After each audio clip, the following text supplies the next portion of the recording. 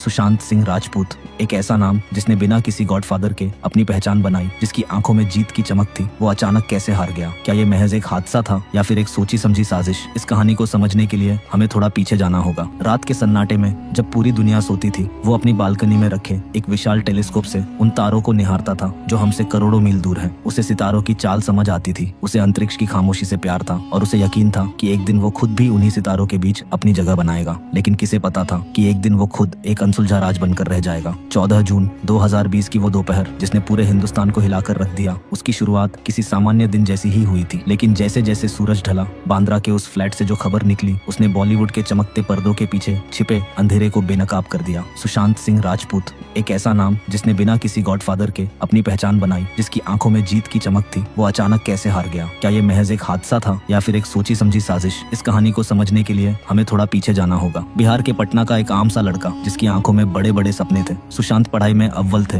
Delhi technological university में engineering की पढ़ाई कर रहे थे, लेकिन उनका दिल तो अभिनय के लिए धड़कता था। अपने सपनों को पूरा करने के लिए उन्होंने बीच में ही अपनी पढ़ाई छोड़ दी और पहुंच गए सपनों के शहर मुंबई। जेब में ज्यादा पैसे नहीं थे, लेकिन हौसला पहाड़ जैसा था। डांस ग्रुप्स से शुरुआत हुई, फिर छोटे पर्दे पर पवित्र रिश्ता के मानव बनकर उन्होंने हर घर में अपनी जगह बना ली। लेकिन सुशांत सिर्फ टीवी तक सीमित नहीं रहना चाहते थे। साल 2013 में आई फिल्म काय पो छे से उन्होंने बड़े पर्दे पर कदम रखा और फिल्म क्रिटिक्स को ये मानने पर मजबूर कर दिया कि ये लड़का लंबी रेस का घोड़ा है। MS Dhoni the untold story उनकी जिंदगी का टर्निंग पॉइंट साबित हुई। उन्होंने सिर्फ धोनी का किरदार नहीं निभाया, बल्कि वो पर्दे पर धोनी ही बन गए। सफलता उनके कदम चूम रही थी। छिछोरे जैसी फिल्म ने 100 करोड़ का आंकड़ा पार किया था, लेकिन इसी चमक धमक के पीछे कुछ ऐसा पक रहा था जिसकी भनक शायद सुशांत को लग चुकी थी।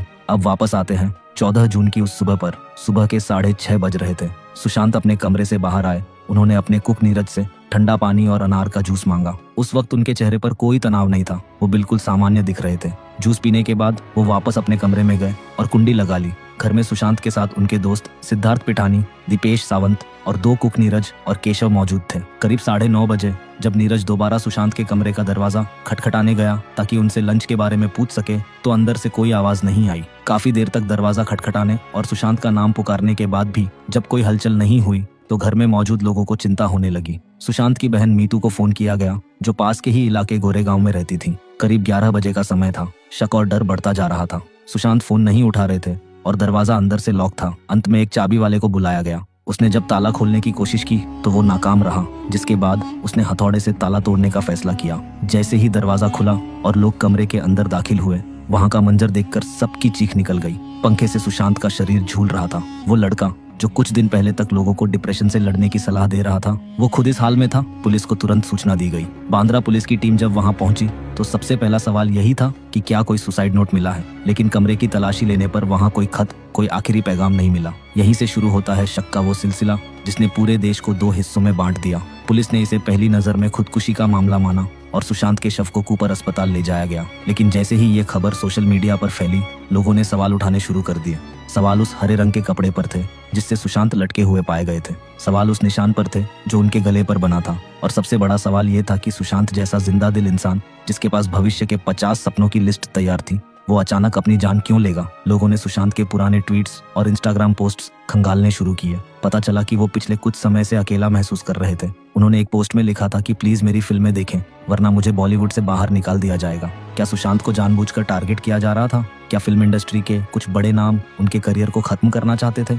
मुंबई पुलिस की जांच का दायरा अब बॉलीवुड के बड़े प्रोडक्शन हाउसेस की तरफ मुड़ने लगा। संजय लीला भंसाली, आदित्य चोपड़ा और करण जौहर जैसे दिग्गजों को पुलिस स्टेशन बुलाया गया। घंटों पूछताछ हुई। पुलिस ये जानना चाहती थी कि क्या सुशांत को वाकई फिल्मों से निकाला गया था, क्या उनके साथ हुए कॉन्ट्रैक्ट्स में कुछ गड़बड़ी थी। इसी बीच नेपोटिज्म यानी भाई भतीजावाद की एक ऐसी लहर उठी जिसने बॉलीवुड के बड़े स्टार्स की रातों की नींद उड़ा दी। लोगों का गुस्सा 7वें आसमान पर था। लेकिन तभी इस केस में एक ऐसा मोड़ आया जिसने मुंबई पुलिस की जांच पर ही सवाल खड़े कर दिए। सुशांत के पिता के सिंह ने पटना के राजीव नगर थाने में एक FIR दर्ज कराई। इस FIR ने सुशांत की गर्लफ्रेंड रिया चक्रवर्ती को सीधे कटघरे में खड़ा कर दिया। सुशांत के पिता ने आरोप लगाया कि रिया ने सुशांत को उनके परिवार से दूर कर दिया था, उनके बैंक खातों से करोड़ों रुपए निकाले थे और उन्हें मानसिक तौर पर प्रताड़ित किया जा रहा था। अचानक ये मामला एक पर्सनल ट्रेजेडी से बदलकर एक बड़े क्रिमिनल केस में तब्दील हो गया। बिहार पुलिस की एक टीम तुरंत मुंबई पहुंची, लेकिन वहां उनका सामना सहयोग से नहीं बल्कि विरोध से हुआ। मुंबई पुलिस और बिहार पुलिस आमने सामने थी। बिहार पुलिस के अफसरों को जांच करने से रोका गया, उनके साथ बदसलूकी की गई और एक वरिष्ठ अधिकारी को तो जबरन क्वारंटीन कर दिया गया। देश देख रहा था कि कैसे दो राज्यों की पुलिस एक मौत के रहस्य को सुलझाने के बजाय आपस में लड़ रही थी। जनता का दबाव बढ़ा और मांग होने लगी कि इस केस की जांच सीबीआई को दी जाए। सुशांत के फैंस ने दुनिया भर में प्रदर्शन किए। न्यूयॉर्क के टाइम्स स्क्वायर से लेकर लंदन की सड़कों तक हर जगह बस एक ही आवाज थी, जस्टिस फॉर एसएसआर। अगस्त का महीना शुरू हो चुका था, लेकिन मुंबई की सड़कों पर बारिश से ज्यादा सुशांत सिंह राजपूत केस की तपिश महसूस हो रही थी। सुप्रीम कोर्ट के एक फैसले ने पूरे देश की नजरें अपनी ओर खींच ली। अदालत ने साफ कर दिया कि सुशांत की मौत की जांच अब किसी राज्य की पुलिस नहीं, बल्कि देश की सबसे बड़ी जांच एजेंसी सीबीआई करेगी। यह सुशांत के परिवार और उनके करोड़ों चाहने वालों की पहली बड़ी जीत थी। सीबीआई की एक विशेष टीम दिल्ली से मुंबई पहुंची। उनके साथ फॉरेंसिक एक्सपर्ट्स की वो टीम थी जिसने देश के कई बड़े और पेचीदा केस सुलझाए थे। सीबीआई ने सबसे पहले बांद्रा के उस फ्लैट को सील किया। उन्होंने उस दोपहर मौजूद हर एक गवाह सिद्धार्थ पिठानी, नीरज, केशव और दीपेश सावंत को आमने सामने बिठाकर पूछताछ की। सीबीआई ये जानना चाहती थी कि क्या वाकई 14 जून की सुबह वो सब हुआ जो दुनिया को बताया गया। जांच के पहले हफ्ते में ही सीबीआई ने क्राइम सीन को रिक्रिएट किया। कमरे के पंखे की ऊंचाई, सुशांत की लंबाई और उस हरे रंग के कुर्ते की मजबूती को दोबारा परखा गया। डमी के साथ किए गए इस टेस्ट ने कई नए सवाल खड़े कर दिए। क्या एक इंसान बिना किसी स्टूल या सहारे के उस ऊंचाई तक पहुंच सकता था?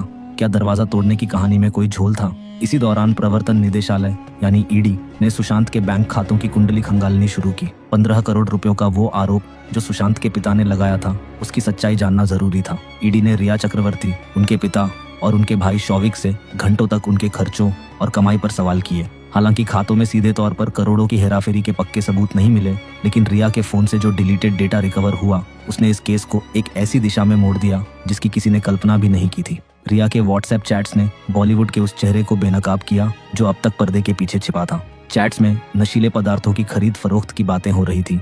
यहीं से एंट्री हुई नारकोटिक्स कंट्रोल ब्यूरो यानी एनसीबी की। सुशांत केस अब सिर्फ एक मौत की जांच नहीं रह गया था, बल्कि यह बॉलीवुड और ड्रग्स के खतरनाक गठजोड़ की कहानी बन चुका था। एनसीबी ने अपनी कार्रवाई शुरू की और एक एक करके ड्रग पैडलर्स को उठाना शुरू किया। सितंबर 2020 में रिया चक्रवर्ती को गिरफ्तार कर लिया गया। ये वो दौर था जब हर न्यूज चैनल पर सिर्फ एक ही सवाल था, क्या सुशांत को ड्रग्स दिए जा रहे थे? क्या उन्हें जानबूझकर नशे की लत में धकेला गया ताकि उनकी मानसिक स्थिति को काबू में किया जा सके? सुशांत के फार्म हाउस पर होने वाली पार्टियों की खबरें बाहर आईं, जहां बॉलीवुड के कई नामी चेहरे शामिल होते थे। सारा अली खान, श्रद्धा कपूर और दीपिका पादुकोण जैसी ए लिस्ट अभिनेत्रियों को एनसीबी के दफ्तर के चक्कर काटने पड़े। पूरा देश दो गुटों में बंट गया था। एक तरफ वो लोग थे जो मान रहे थे कि सुशांत की हत्या हुई है, और दूसरी तरफ वो जो इसे मानसिक बीमारी और नशे का नतीजा बता रहे थे। सुशांत की ऑटोप्सी रिपोर्ट पर सवाल उठने लगे। कूपर अस्पताल के डॉक्टरों पर आरोप लगा कि उन्होंने जल्दबाजी में रिपोर्ट तैयार की और कई महत्वपूर्ण जानकारियां छिपा ली। इस विवाद को खत्म करने के लिए एम्स के डॉक्टरों की एक विशेष फॉरेंसिक टीम बनाई गई। डॉक्टर सुधीर गुप्ता की अगुवाई में इस टीम ने सुशांत के शरीर के नमूनों और विसरा की दोबारा जांच की। हफ्तों की मेहनत के बाद एम्स ने अपनी रिपोर्ट सीबीआई को सौंपी।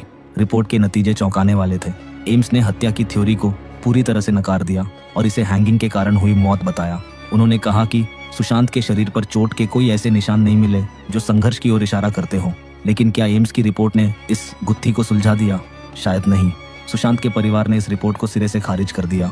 उन्होंने सवाल उठाया कि अगर सुशांत ने खुदकुशी की तो वो कौन सी वजह थी जिसने उन्हें इस कदर मजबूर कर दिया? वो कौन से लोग थे जो उन्हें डरा रहे थे? जांच के दौरान ये भी सामने आया कि सुशांत अपनी मौत से कुछ दिन पहले अपनी पूर्व मैनेजर दिशा सालियान की मौत से काफी परेशान थे। दिशा की मौत सुशांत की मौत से ठीक 6 दिन पहले हुई थी। क्या इन दोनों मौतों के बीच कोई गहरा संबंध था? क्या सुशांत को किसी ऐसी बात का पता चल गया था जो उनकी जान के लिए खतरा बन गई थी? इन सवालों के जवाब आज भी अंधेरे में हैं। सीबीआई ने अपनी जांच जारी रखी, लेकिन समय के साथ खबरों की रफ्तार धीमी पड़ गई। रिया चक्रवर्ती को जमानत मिल गई और वो अपनी जिंदगी में आगे बढ़ गई। बॉलीवुड की फिल्में फिर से थिएटर्स में लगने लगी और चकाचौंध वापस लौट आई। लेकिन सुशांत सिंह राजपूत का वो अधूरा सपना, उनकी वो अधूरी डायरी आज भी न्याय का इंतजार कर रही है। सीबीआई ने अब तक इस केस में अपनी क्लोजर रिपोर्ट दाखिल नहीं की है। तकनीकी तौर पर यह केस आज भी एक्टिव है, यानी सीबीआई ने आधिकारिक तौर पर यह नहीं कहा है कि ये मामला बंद हो चुका है। ये पेंडिंग स्टेटस ही इस केस को आज भी जिंदा रखे हुए है। सुशांत की मौत ने भारतीय मीडिया के चरित्र को भी दुनिया के सामने रखा। प्राइवेसी की धज्जियां उड़ाई गई, बेडरूम की बातें सड़कों पर की गई और बिना किसी सबूत के लोगों को अपराधी घोषित कर दिया गया। सुशांत सिर्फ एक अभिनेता नहीं थे, वो एक विचारधारा थे। उन्होंने साबित किया था कि बिहार के एक छोटे से कमरे से निकलकर अंतरिक्ष के सितारों तक का सफर तय किया जा सकता है, लेकिन उनकी मौत ने यह भी सिखाया कि इस चमकती दुनिया में अकेलापन कितना गहरा हो सकता है। आज भी 14 जून की तारीख आते ही सोशल मीडिया पर जस्टिस फॉर एसएसआर के नारे गूंजते हैं। लोग आज भी उन गवाहों के बयानों को बारीकी से पढ़ते हैं, उन वीडियो फुटेज को देखते हैं और वो सच ढूंढने की कोशिश करते हैं जो फाइलों में कहीं दब गया है। क्या सुशांत को न्याय मिला? अगर ये खुदकुशी थी तो इसके पीछे के गुनहगार कौन थे? और अगर ये हत्या थी तो वो कातिल आज कहाँ है? ये सवाल आज भी बांद्रा के उस माउंट ब्लैंक अपार्टमेंट की दीवारों में कैद है। सुशांत सिंह राजपूत की कहानी एक ऐसे सितारे की कहानी है जिसने आसमान छूने की कोशिश की, लेकिन बीच रास्ते में ही उसे अपनों और परायों की साजिशों ने तोड़ दिया। वो चले गए, लेकिन उनकी यादें, उनकी फिल्में और उनकी वो रहस्यमयी मुस्कान आज भी करोड़ों दिलों में धड़कती है। शायद सच को सामने आने में अभी और वक्त लगेगा, या शायद सच हमेशा के लिए उस कमरे में दफन हो चुका है जिसकी चाबी उस दोपहर तोड़ी गई थी। सच्चाई कितनी भी कड़वी क्यों ना हो, वो एक न एक दिन सामने आती जरूर है। बस इंतजार है उस एक सबूत का जो इस खामोश रहस्य की जुबान बन सके।